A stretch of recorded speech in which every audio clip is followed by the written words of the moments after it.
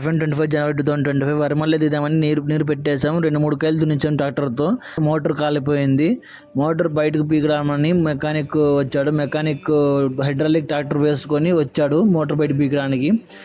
నేను మెకానిక్ అంతా hydraulic chain అంతా రెడీ చేసుకొని మోటార్ బైక్ అంతా రెడీ చేసుకుంటాను. చూడండి ఈ విధంగా మొత్తం అంతాను చేసుకొని చైన్ అంతా గట్టిగా లాగేసి హైడ్రాలిక్తో మోటార్ బయటకు పీకుతున్నాము. మొత్తం చూడండి ఈ విధంగా నిదానంగా బయటకు పీకుతున్నాము. మోటార్ 100 అడుగుల లోపల ఉంది. Bore motor 7 HP horse motor అన్నమాట.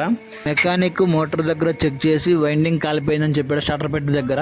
తర్వాత నిదానంగా ఒక్కొక్క పైపు హైడ్రాలిక్ మిషన్ ద్వారా అన్ని ఒక్కొక్క పైప్స్ అని బయట తీస్తున్నాము. పైపులు బయట తీసేటప్పుడు ఏ పద్ధతి యూజ్ చేస్తారు కామెంట్లో తెలియజేసి మర్చిపోక. హైడ్రాలిక్ పుల్లి చైన్ ద్వారా లేకుంటే ఓల్డ్ పద్ధతి ద్వారా చైన్ ద్వారా బయట తీస్తారు కామెంట్లో తెలియజేయని మర్చిపోకోకుండా. బయట తీస్తున్నాము. ఆఫ్టర్నూన్ 2 o'clock టైంలో స్టార్ట్ చేసాము. 5 o'clock కంప్లీట్ అయిపోయింది బయట తీయడానికి.